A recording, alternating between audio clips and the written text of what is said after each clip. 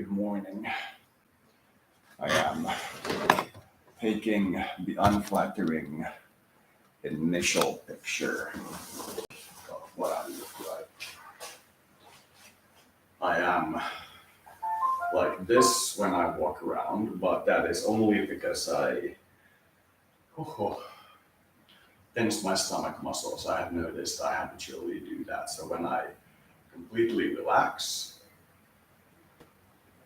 you'll notice that I have a gut, noticeable gut.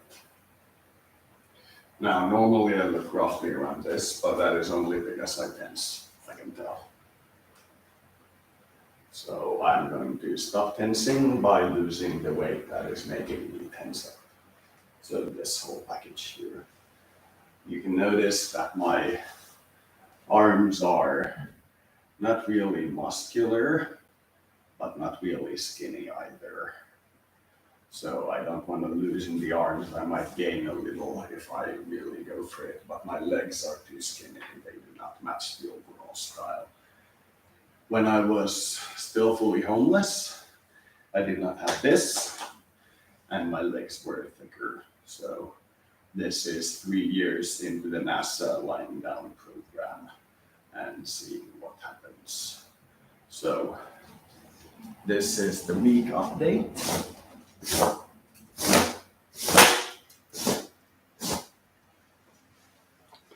This is the 1 week in update. I have also noticed that I now smoke about 3 pouches of tobacco per day, per 2 weeks.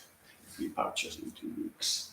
I'm attempting to, it is the 19th today, and I'm attempting to go until the night of 21st and 22nd on this amount of cigarettes. So you can notice that I am indeed cutting down. That is only because I have this, which I bought from Bulgaria, which is fiber hemp.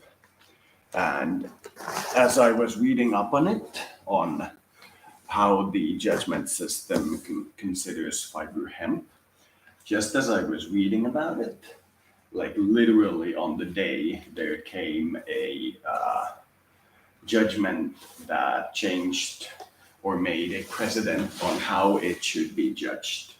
And it was that they will take the THC content in your CBD and judge it according to that. So if you have 100 grams of 1%, it is the same as 1 gram of 100%. So large importers, people who sell it in stores in Finland, will still get punished for the crime of maybe selling 10 grams, which will not destroy their business. But as far as the business with selling CBD is regarded, it will destroy it. But that if you are to be in the drug market, it has been made clear that the state would very strongly prefer CBD, but they will not outright allow it. That is what they have made the statement to be. So my total order in bulk of CBD has the same punishment if I get caught, which eventually might happen, of about 5 grams of THC, according to the judgment. That is what the punishment will be. So I am looking at it in terms of, as the Bulgarians intended, according to Bulgarian law, tobacco replacement. I am trying to wean myself off of these horrifying narcotics. And it has worked not well enough, but beyond any reasonable hope that I would have had. I am able to reduce my consumption of tobacco and thus many other health ailments which I have noticed that are associated with tobacco, such as being constantly out of breath, to 1/3 of what it was. And it should based on the statement of the EU that CBD is considered non-carcinogenic in the same way as tobacco is carcinogenic. So while there is some danger to inhaling smoke, there always is. CBD, now that it has been successfully separated from THC, is okay.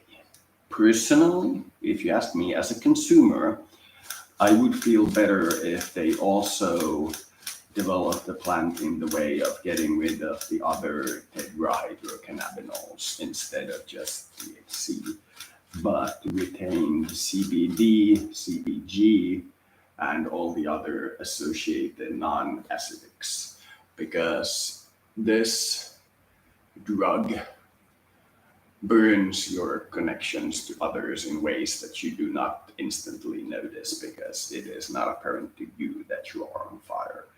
But because it is an acid, it makes both the retaining of memory and the emotional connection associated with memory difficult. So if you can process the plant in a way that its acidic components are gone, but it is still consisting of all the other associated things, then we should be seeing an alkaline narcotic instead of acidic. And alkaline is aloe vera. So you would be seeing the equivalent of aloe vera instead of healthy tobacco.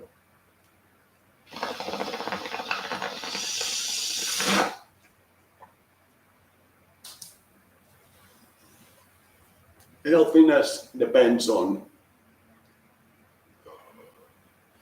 there is no such thing as absolute healthiness. What you have is everything kills you eventually, but there is this thing called average life expectancy. If it kills you after your average life expectancy has already been lived, then it's not harmful.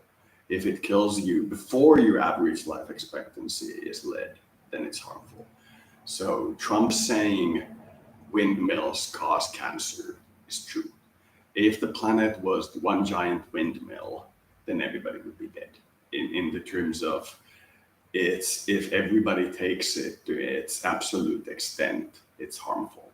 But the reality is that if windmills are looked at in their current condition to society, their influence reduces most cancers, increases some cancers, and the overall risk of cancer goes down because they are underrepresented and building to being normal representation.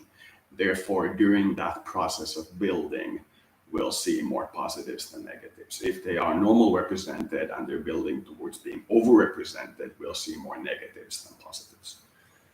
But if it's somebody who is underrepresented and building themselves to being acceptably represented, you will see benefits instead of downsides because they're bribing you. Now, when it's a normal group, they will be able to bribe you, but reality is that they will be taking more from you than those bribes are worth if it's the largest group turning you in that same way.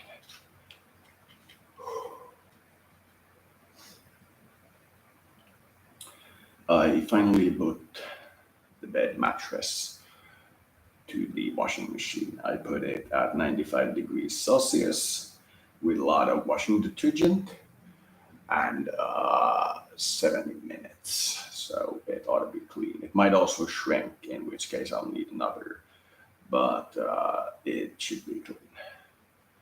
I did not have time to read through all the instructions and all the pieces of clothing on what condition they ought to be washed in. Some might shrink, some might be damaged. I'm not going to bother reading 1,000 labels on every single sock on how it should be washed. If it looked like the leather jacket, then I ought to not wash it at this time. If it is very high quality clothing that is very easy to wash with a cloth, then I ought to not wash it yet. Like putting your shoes in the washing machine at 75 degrees or 90 degrees might not be appropriate. So I'm 20 light energy drink cans in. One can, depending on the breaks, is 250 to 500 kilocalories. So I'm somewhere between 5,000 and 15-ish thousand kilocalories, depending on the actual breaks. 1 kilogram of pure fat in a human to reduce your body weight is between 7,000 and 9,000 kilocalories. So just by drinking about 500 to 750 kilocalories less and eating 250 kilocalories to 500 kilocalories more, I'm losing about a kilo in 2-3 weeks. So once I notice the most minute of changes, areas where I feel puffy, feel like there's the tiniest of cold wind in them. They are usually warm, puffy, and uncomfortable. They feel like there's the slightest bit of cold wind in them. So I can conclude that they are shrinking instead of growing. That is in a week. Now, I would estimate I'm at most a kilogram down, and I need to go down until the bottom of my feet no longer hurt when I walk. That's my reason for losing weight, nothing else. If I were concerned with my physical condition in overall, I would quit smoking. If I were concerned with heart problems in specific, I would start doing physical cardiac exercises after going to the chiropractic, not after going to the chiropractic. And in this case, I am noticing that there are small windows that I could take that help me keep or get in shape. But the bottom of my feet hurting when I walk limit my likelihood of taking those choices. So if I don't feel uncomfortable walking due to the weight, which isn't a very high sense of uncomfortable, there is just a slight bit, I will be more prone to taking longer walks. In other words, walking in the middle of the night to the 24-hour store, which is as cheap as the 500-meter store away from me that ends at midnight. But sometimes I don't take the walk because I don't like it as such. But if my feet don't hurt, then I will much more like it. And that will not be much, but if I take 5 such walks in a month and every time only buy light stuff, that's another 500 kilocalories. And in the case of not lowering your caloric intake, but rather increasing your energy consumption by 500, it will be not loss of 500 kilocalories of fat, but rather gaining of 500 kilocalories of muscle because it's from exercise.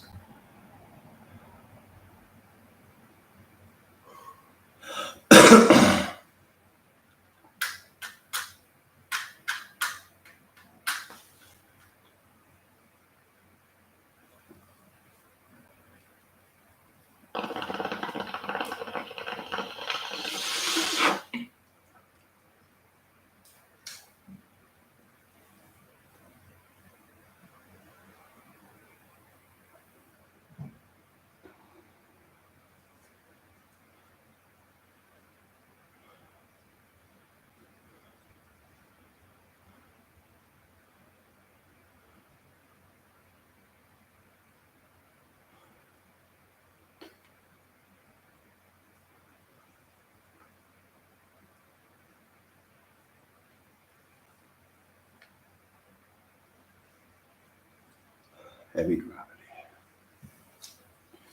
If you are born on 1G at about 30, 25, and you start noticing you get joint aches specifically, which by 35 are going to end up with your back looking like spaghetti. By 20, 30, 20, maybe 35, you ought to move to 0.7 G gravity if you were born at 1G gravity. I think that it would be the best for everyone. Which is why I think we might see something akin to retirement homes on Mars. as one of the first forms of colonization. Because as a retirement home, some place where you just expected to kind of increase the number of inhabitants and, you know, live and like maybe garden something, your very presence is going to be absolutely vital to the community. But it won't be in the first wave because we'll need to build larger shelters to deal with the radiation. First waves will be very susceptible to radiation. Their cancer risks will be enormous. Second and third wave will be much better off.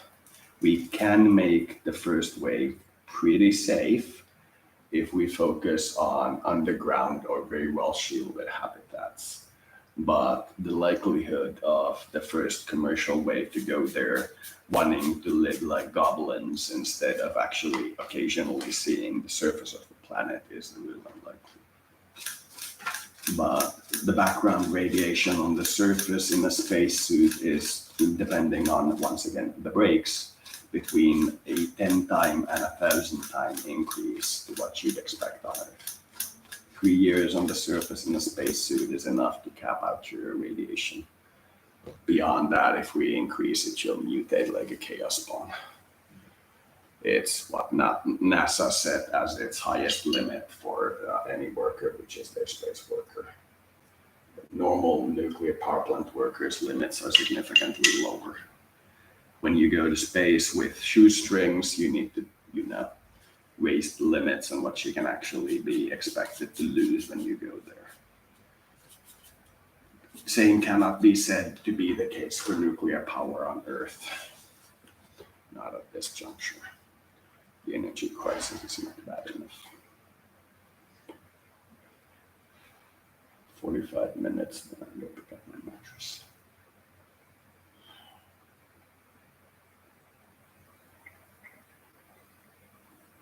So that's the physical condition. I can probably bike 10 kilometers at the moment if I'm really lucky in a day. Back when I was completely homeless and I didn't, for example, smoke tobacco, I could easily bike 100 kilometers a day, easy. It wouldn't have even made me sweat. It would have been remarkably easy. It would have been remarkably easy. Now that I have an apartment and I've spent the last 3 years essentially lying down on this bed in a weird NASA-style experiment of what the heart can do, I can guarantee you that you're going to die of cardiac complications if you lie down. If you just lie down and wait for death, you ain't going to wait for a decade. That's what I'm telling you. So I have the chair on the table and I've tried and tried and tried to get the spirit to build it, but I used to love building stuff like that, but right now I'm just looking at it and going like, servants, I already have heart complications. Could we build the chair that's supposed to help the heart complications without increasing the heart complications? It's that conceivable. Not making me build the defibrillator, but rather having somebody who's a professional build it and assemble it for me. Because once I sit on the chair, my feet will be, for the most part, on the ground. They might be under me, so sitting on them, but for the most part, they will be on the ground and I will not be lying down. And that will be, after 3 years of lying down, a remarkable improvement on the heart condition. It will be very light. It will be like a normal person putting on 2-pound weights on both of their arms and legs. It's roughly the same. It will build me up very much without me having to take any effort. And I'm looking at the chair and going like,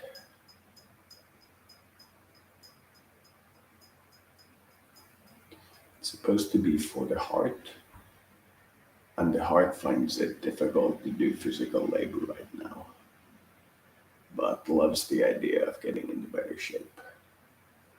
So how about we get a professional to build the tools and then I use them? Because I know I'll be sitting on the chair because it's more comfortable than the bed.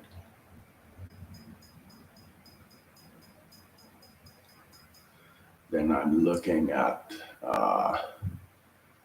having gone through one tobacco withdrawal because, as my friend said, and I didn't listen, tobacco withdrawals happen about 2 weeks afterwards, after you quit or lower your dose. So I lowered from one bag every 2 days to one bag every 4 days. And 2 weeks in, I started to feel unfucking believably bad. I noticed immediately that this has to be the tobacco withdrawal because there was a hint of it in there. And it lasted for maybe a day or two, and then slight flu-like symptom, and then it got over. So now I've gone from one bag every 4 days to one bag every week, roughly.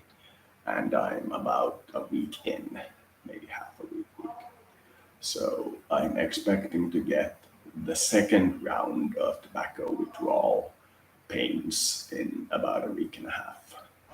And if I manage to get over them comfortably with no true challenge to myself, then I will probably wait a week, perhaps two at the lower level of tobacco consumption, and then some morning just go, not today, and then I'll be off. But today, I know if I quit now, I will get such serious withdrawals that it will not be fun, so it'll be a fear-based reaction. But if I go through with this lowering, which is centered around better smoking technique, thank you, experience points, I will be getting this done pretty well. I have finally bought the metal grate for the bong, which means I no longer do that thing into the pipe, which wasted a massive amount of tobacco. And because the tobacco was on the bottom always, even when I was smoking pure weed and CBD, it ended up being smoked as well. So it increased both massively the loss amount of tobacco as well as my consumption of tobacco somewhat. Now I'm at 1 pouch a week. In 3 weeks, I'm looking at waking up one morning and deciding not to have my morning hit.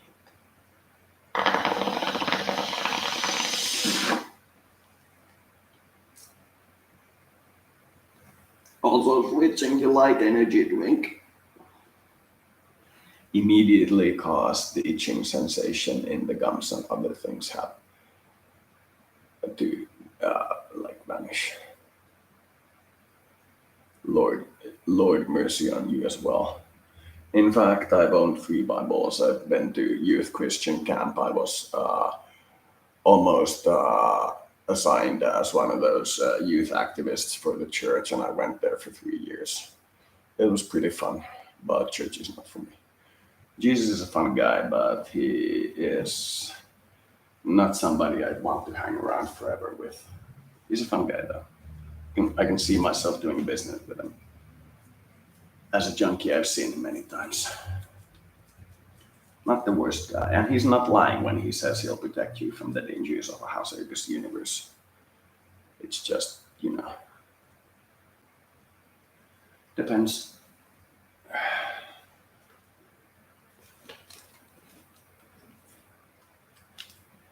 Depends. Many views on it. Are you talking about ascension?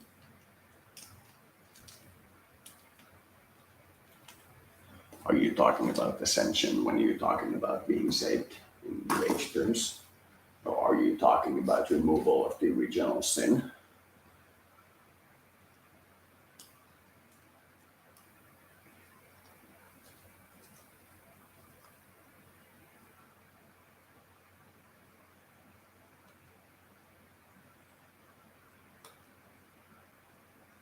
I would say I am not a fan of eternal life in the same body.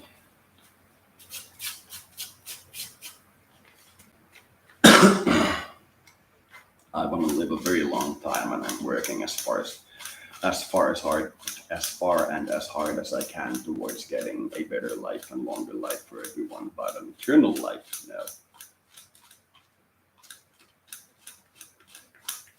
Disagree. I think Assassin's Creed view of who Adam was is more accurate than the biblical view. And if I am to say Adam's curse, I would say it's Adam's disobedience of the star gods, which you're talking about. Yahweh is one of the star gods and not a particularly nice guy either.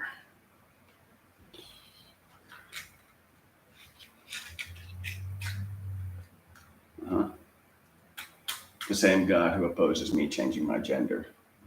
Because one of the conditions of having an eternal body is to be able to change into, say, a wolf if I want to. That's considered dark magic, and that's considered heresy according to your God's physical form, the church. So, no, we don't talk about the same glorified body.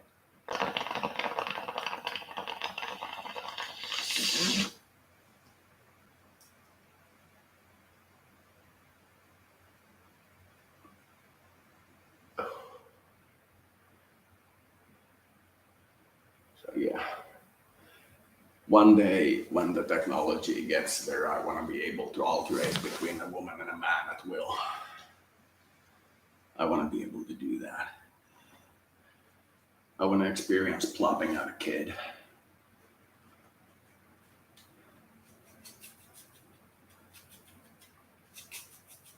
So anything else you want to talk about in my soul, or are we going to continue the general discussion of hell?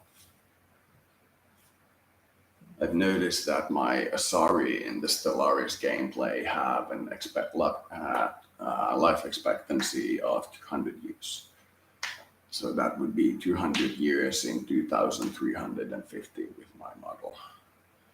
If you are resilient, you get 225, and then you have 0.2% chance of death per month. I haven't completely entirely focused on life extension. I've focused on economics, governance, spirituality, and life expectancy. Everything else, if they happen to be really cheap in terms of technology cost. I'm three major inventions since 22nd into the life expectancy. I'm hearing that if we do the same inventions on Earth for all humans, we're talking about maybe 150 years. Maybe. Kurtzagot has a good episode on life extension. But I can't show it because you can't show stuff from YouTube back to YouTube instead of them automatically sending the revenue from that part of your video that was you showing that thing to the person instead of saying they can show it, making it an actual network. But YouTube is kind of dumb. So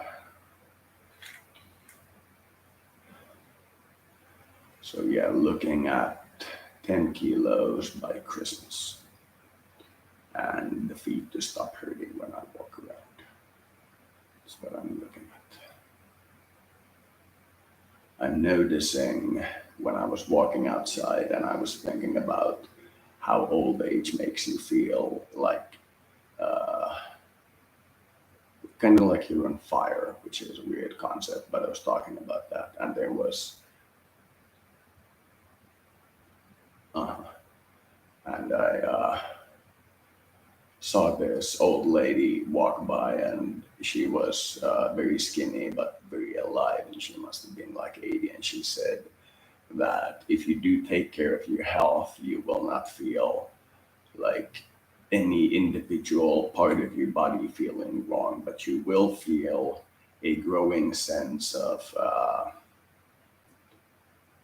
discomfort in general, which will eventually cause you death, but no single body part will break apart.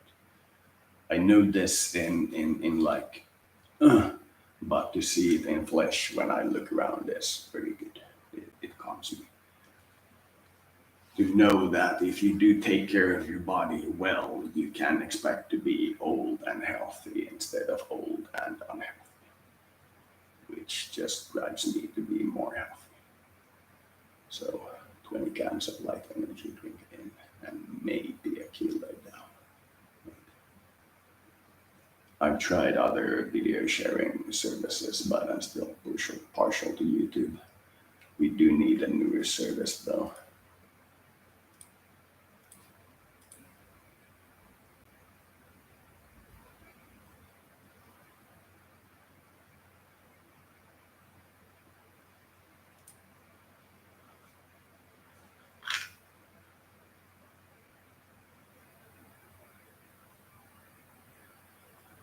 Well, when I detune and tune into the oldest people in my network of souls, some of them are over 100. And when it comes to the contest of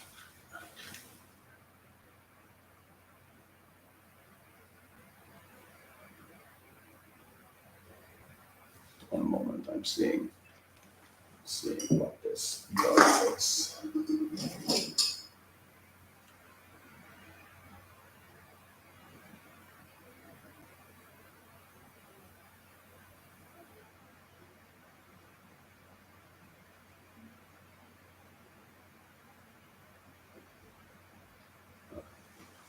I'm going to say a fruit fly that walks instead of flies, because it was too small to be lice, and I have no reports of any other bugs in the thing. I will keep an eye on this.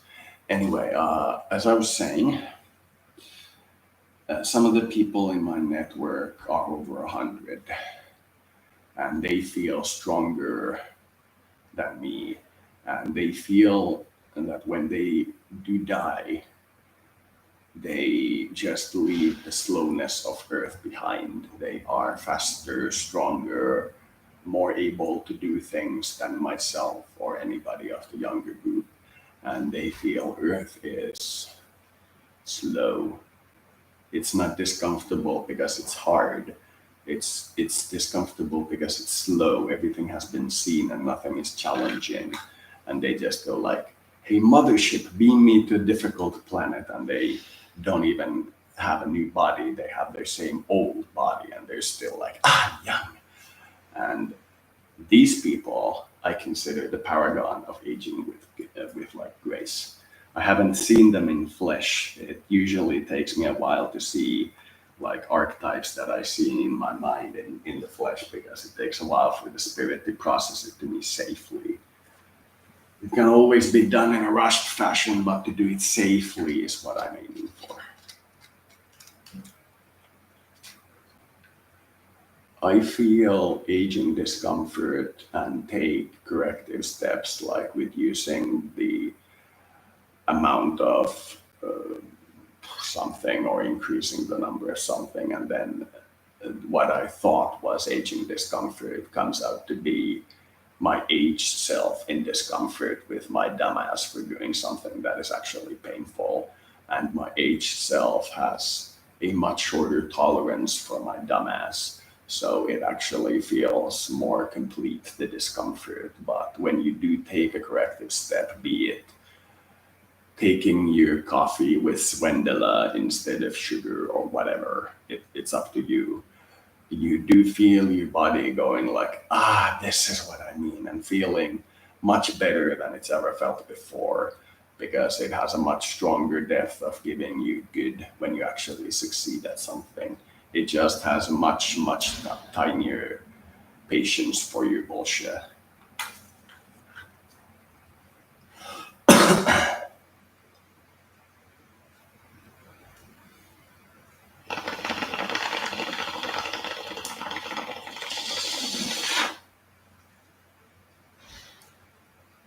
I'm 37 or 38.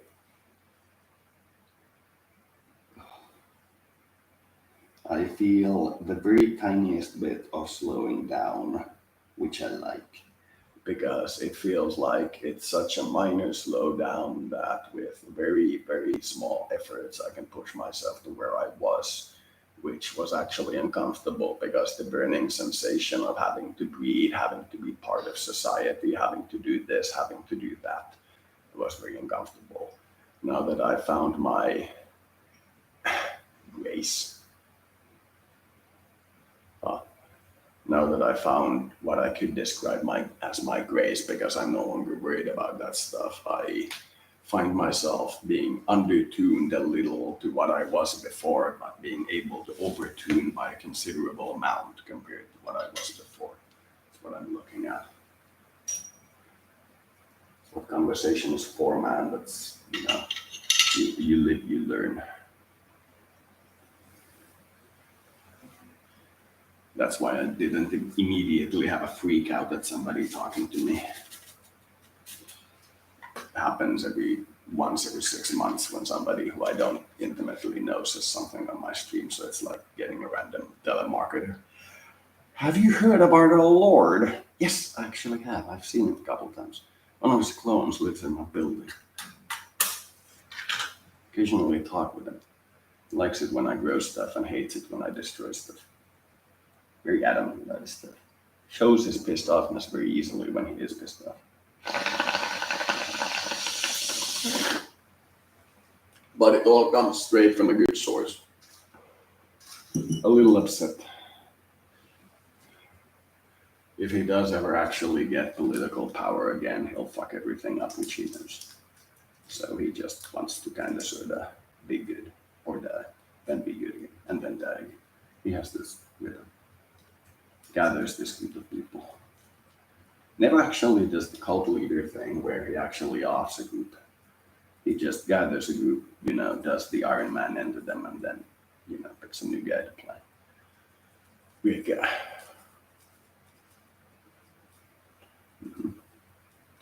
My humanistics average is A or A+, but my math and similar sciences tend to be at around a C or a D. I passed my math classes barely in college, very barely. And I took like 4 years to study Swedish to an acceptable level, which is usually a 1-year thing. I tend to read too much though. And now there are 2 pieces of the fine weed and not a single piece of the tool weed. I need to just...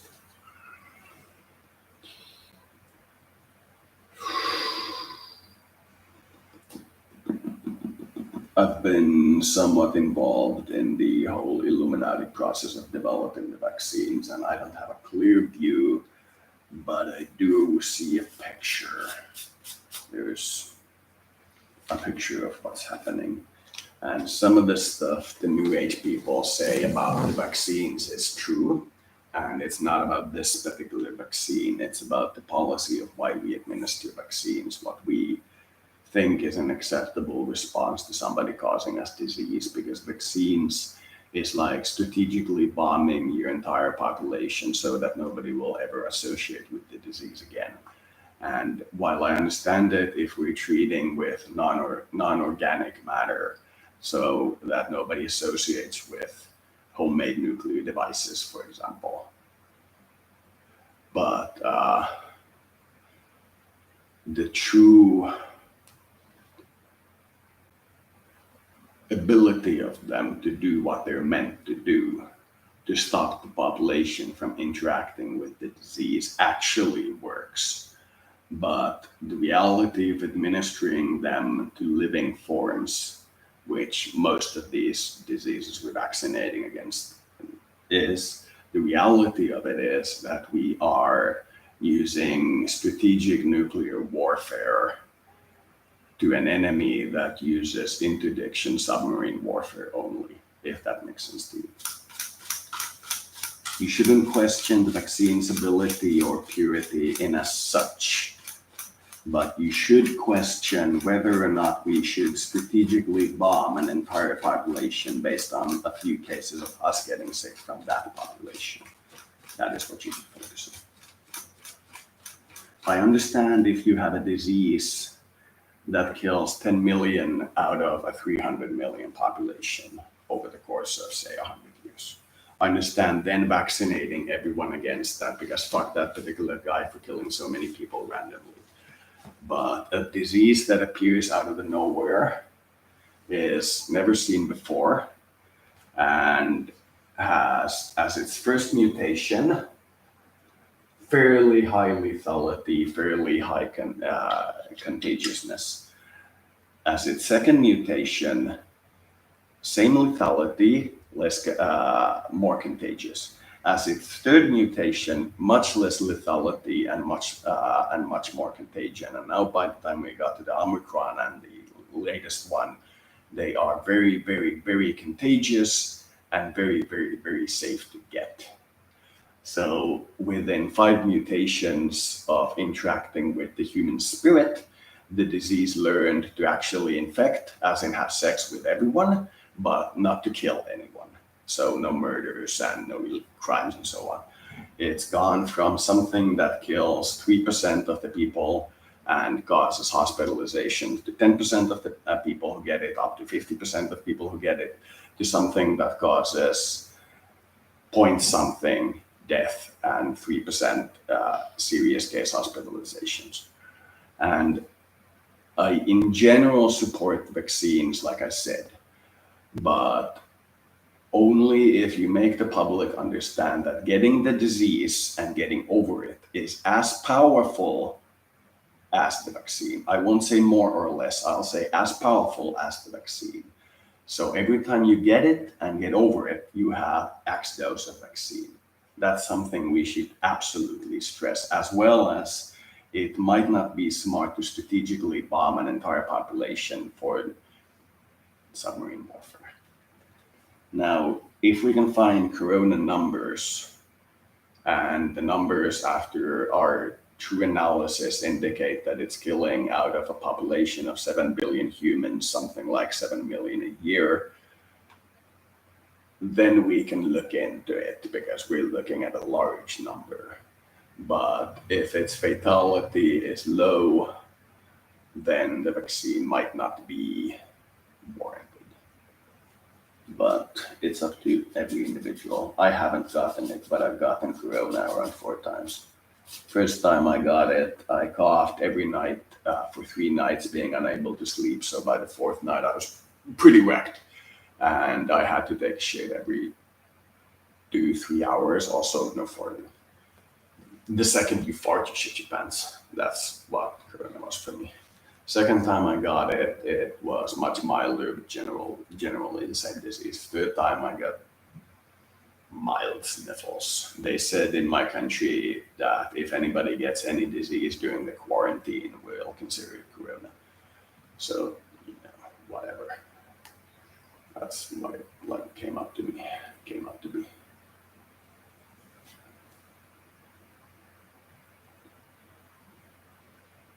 I'm seeing some kind of fruit fly-like bug that runs on the surface, and there seems to be only one of them. And I have just cleaned everything, and I have a fruit fly infestation. So, what is this little fucker? Is it an actual lice? Because if it is, I need to set this whole building on fire.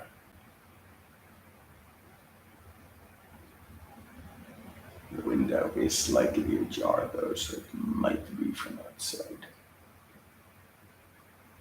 Spirit says not to worry, but to keep up hygiene. I will listen to Spirit.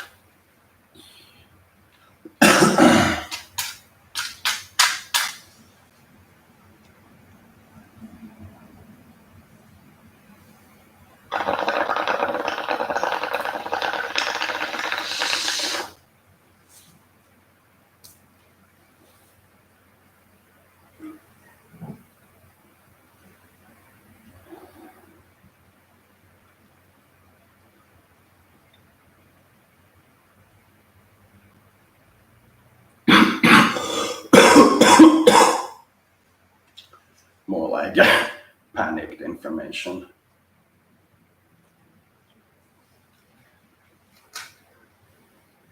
I also, roughly speaking, don't follow these organizations' rules because I don't consider myself to be a part of the majority.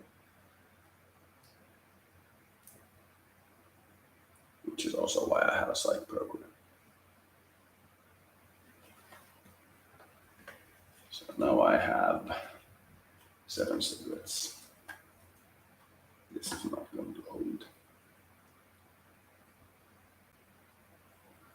Eh.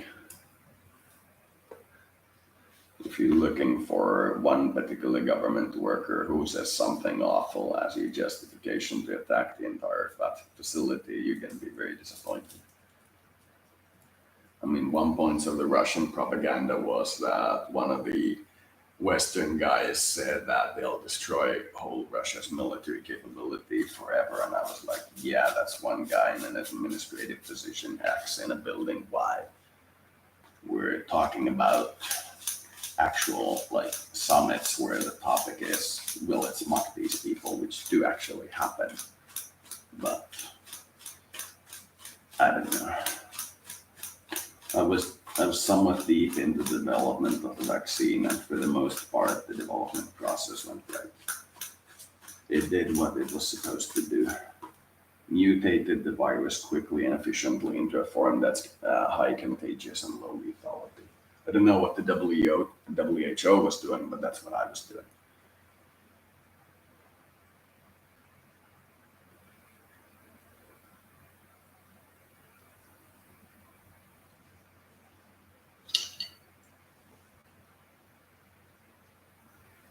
What's your source for that claim?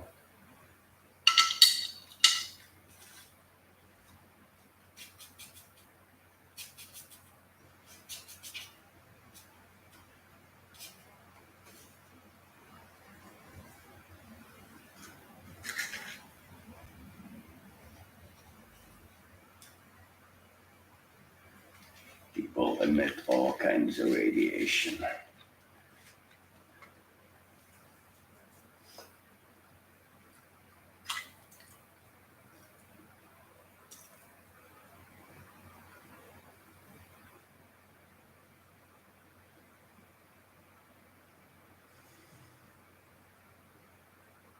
You know, I'm tempted to say.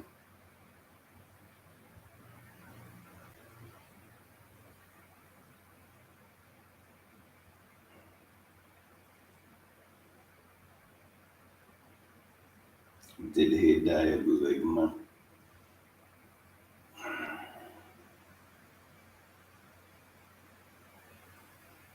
No, I haven't heard of Mr. Katz. Shoot, this is a pun. After the Bluetooth comment. Well, that I haven't heard nothing about.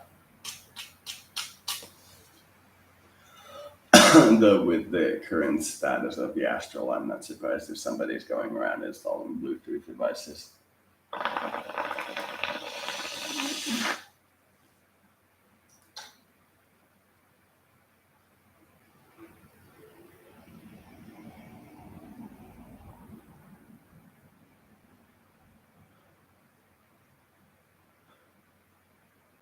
Well, good for them.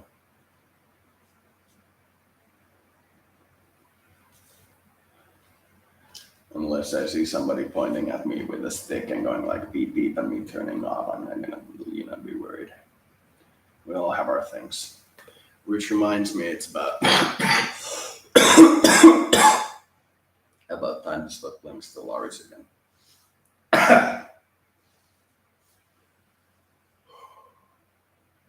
So, good luck to you on your journey.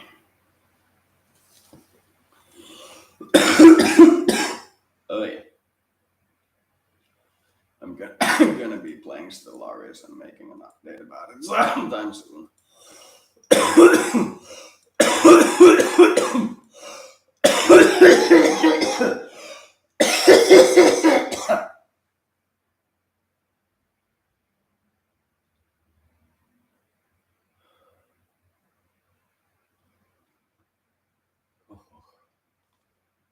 Let me give you a link to an app.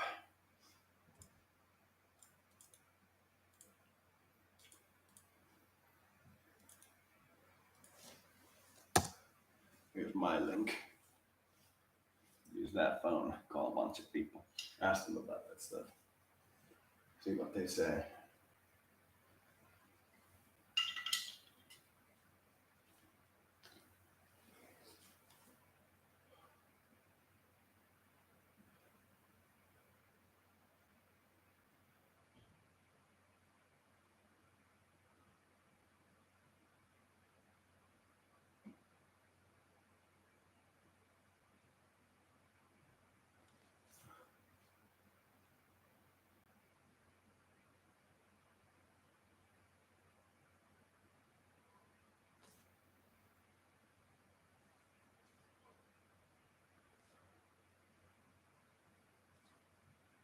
Good day, everyone.